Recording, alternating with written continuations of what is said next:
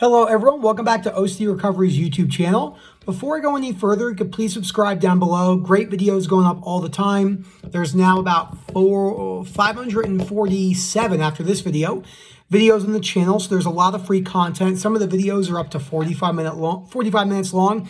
Moments are usually a little bit longer. He doesn't do as many as frequently. Mine are between sometimes 10 and 20 minutes because I do a lot more videos. And it's just a great place to look at perspectives from other people who are going along the OCD recovery journey, what's worked for them and what hasn't and stuff like that. So today I want to talk about a topic a little bit more in depth that I have talked about many, many times, and why this topic is so important, and that is why low frustration tolerance is really, it holds almost all humans back from many things in life. It's not just OCD sufferers.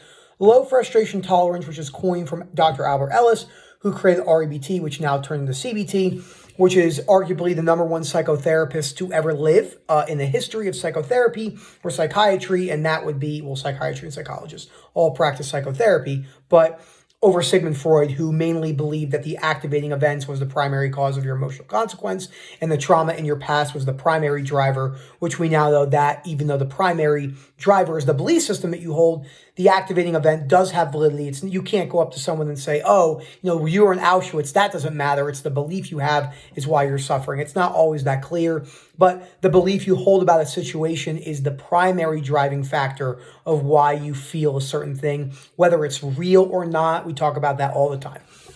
So what is low frustration tolerance in its simplest form? Humans in 2021, in this modern era, have pitifully low frustration tolerance. We have entitlement. We have beliefs based around deservingness and fairness. Now, deservingness and fairness are absolutely valid concepts. It's an understandable reason to want things to be fair in life. To, if your child dies of cancer, that, this didn't deserve to happen. It's an understandable human reaction. But what happens is humans correlate these things in their life to musts, oughts, and shoulds. So I like using drastic examples like this, and they're definitely not easy to understand.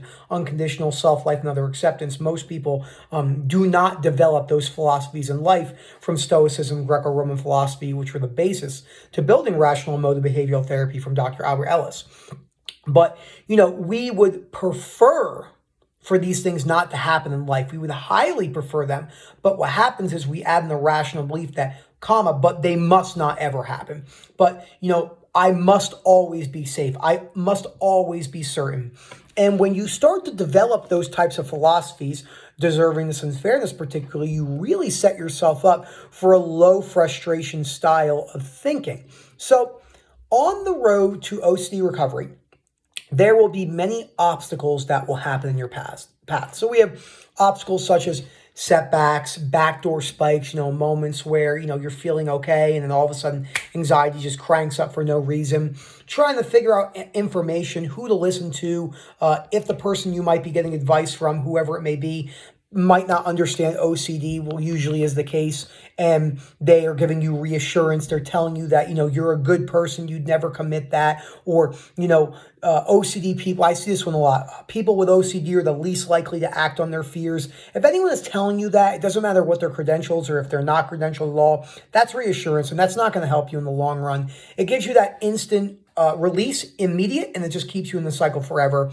So if anyone is telling you, you're not your thoughts and you wouldn't do something like that because you're a good person, that doesn't work, and it will never work for OCD. There are people out there that say, oh, well, this, everyone's different. It's not different. Those are reassurance. We have to be very black and white about that. We know enough anecdotally with working with thousands of people from Rob and quite a few myself that is just keeping people stuck.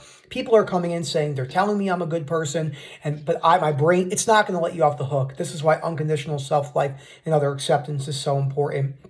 So back to low frustration tolerance. When you look at humans in this era, as I said before, everything is comfort.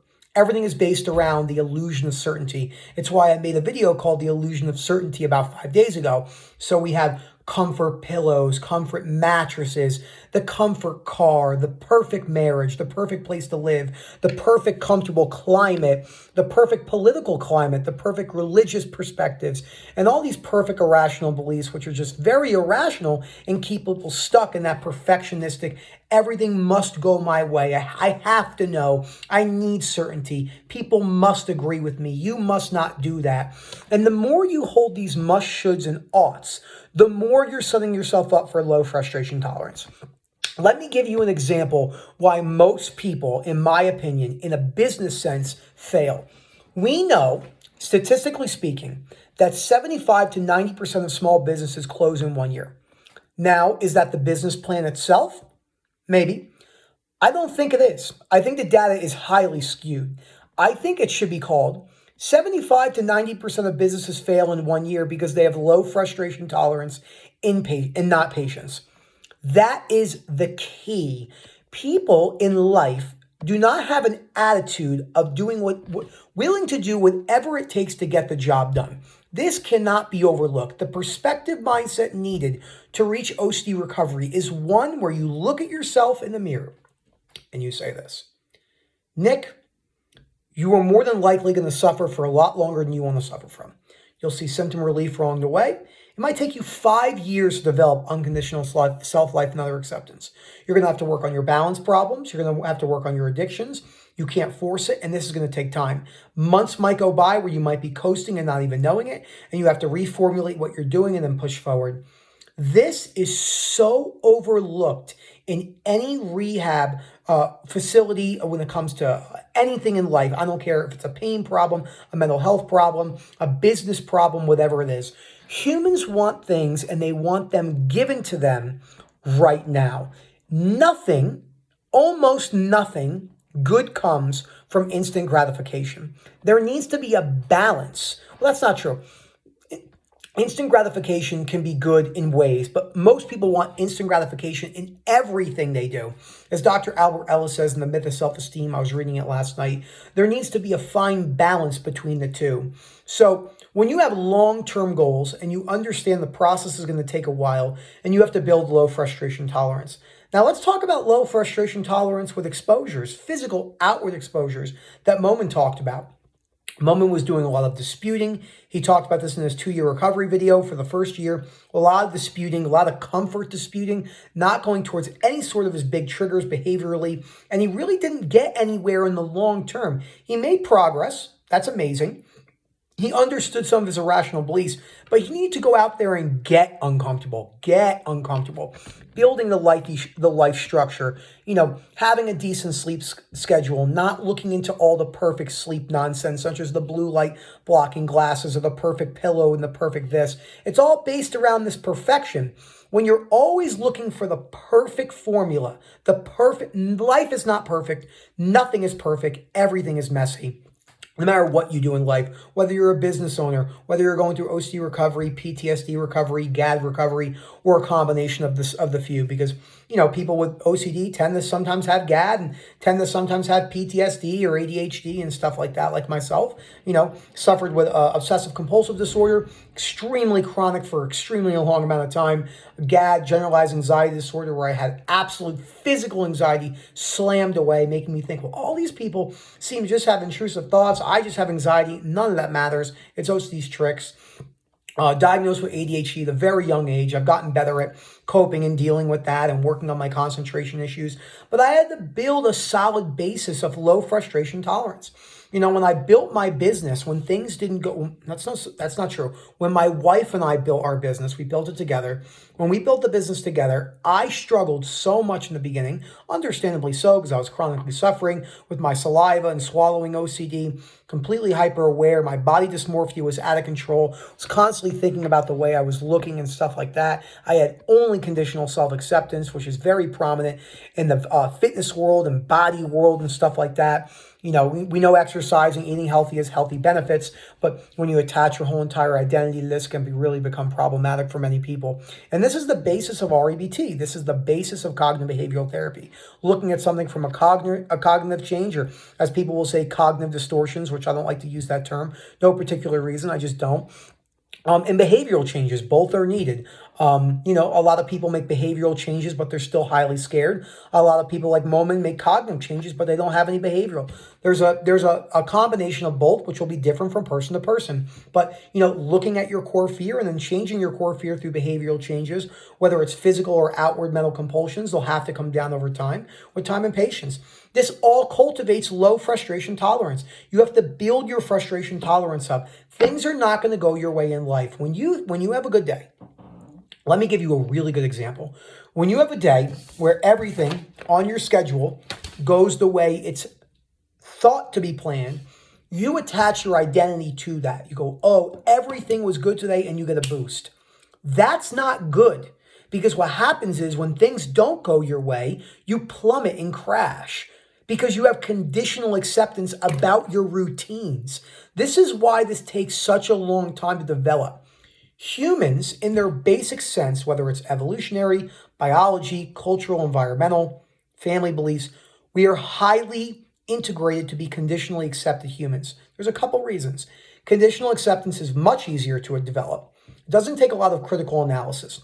You think emotionally, whether it's the limbic system and all the other neurophysiologic stuff that people like to talk about in neuroplasticity. None of that actually matters. I'm telling you because I took multiple doctoral level neurology classes, and these people still had irrational beliefs because they didn't understand this, just like I wouldn't have if I didn't have obsessive compulsive disorder. So we can't hold anyone to a standard when they just don't know. As Marcus Aurelius said, in Meditations, which is an absolutely amazing book. I've only listened to half the audio book. I will be reading the book someday. But he says that, I just lost my train of thought, and I had a good train of thought too. Marcus Aurelius, this, that, and this. Thought thinking about. There goes my ADHD right there. Anyway, so, oh man, what was I going to say? It was a good point too. It was a really good point. But it doesn't matter. So building that low frustration tolerance is extremely important. Now, the reason why we talk about life routines, like I said, and, balancing coffee, and as we see humans, we see it all the time. Celebrities, no more social media, I'm living off the grid, or no more caffeine for the rest of my life. Now, if you have a problem with something and you're drinking 20 cups of coffee a day, or addicted to, an adult sites, or you're addicted to all these things, that's a different story. But a lot of people just don't have any balance. It's either this or that, this or that, this or that, back that. And that doesn't get you anywhere. It's the yo-yo dieting. It's either all or nothing with exercise or that. It's about reality of life. You are a human floating on this earth. There is no such thing as good and bad. Only thinking makes it so. There is no such thing as entirely good or bad. Only thinking makes it so. We rate tasks, performances, but we don't attach that performance to ourselves. We can be frustrated and sad if something doesn't go our way. But if it does go our way, if we get super heightened up and attach that conditional response, like me, I like building muscle. I like the way I look. I'm getting a lot better at realizing that that's not determining of who I am. I might get into a car accident and lose my legs and never be able to go to the gym again and become paralyzed. That would frustrate me and make me sad. I'm not trying to say I would agree with that, but it wouldn't be the all be all that I used to think it was. I need to go to the gym. And, I have to go to the gym. I had to build this frustration tolerance in many, many ways. Realizing that it isn't all about you. Life isn't all about you. You can make it all about you. I'm not saying it's a healthy choice. There are people that do that have even lower frustration tolerance than most people I've ever met. When people say this stuff, and I've made a post about this. There's a difference between acceptance and, well, I don't give a fuck what anyone says about me. Statistically speaking, when people say the words, I don't give a fuck what anyone says about me, or I do what I want, you care more than the average person. You are so conditionally programmed that you care so much what people think about you, and people get so mad. That anger, because I must believe what they're saying, which is another irrational belief on their part. But no, when you say I don't give a fuck, you do give a fuck. You give a huge amount of fucks. Pardon my language, it's funny. It's, I'm going to do what I want. I know I'm not going to always be able to do what I want if I have to do things that, I don't want to do. And even that blanket statement is not true. You don't always get to do what you want to do. You still have to go to the DMV and get your picture, and you still have to get gas and go to the grocery store and do chores. So it doesn't even make sense. It's just a front and a flaunt, which I understand. I remember now what Marcus Aurelius said. And it just slipped out of my mind again. Oh boy. It was something about, you know, it doesn't matter. That is so funny. I'm usually good with that, but sometimes it slips. So, but yeah, that's just the main thing about this video is building that low frustration tolerance, understanding it is such a vital part to OCD recovery in life. Humans are bred conditionally to have conditional acceptance, bred to have low frustration tolerance. Everything is served to you off an illusion of safety. Everything is served to you on the illusion of comfort, constant comfort. Humans love comfort. Listen, if that's what you want to do with your life, if you want to sit on the couch all day long and watch Netflix, that is completely your choice. I can tell you it's probably more than likely not a healthy behavior. It's not going to get you where you want to go in life, especially if you have OCD. Building and cultivating a low frustration tolerance into a high frustration tolerance goes into multiple aspects of life. It cannot be overlooked. Thank you so much for watching this video. I hope you have a great day, and don't forget to subscribe. Thank you so much.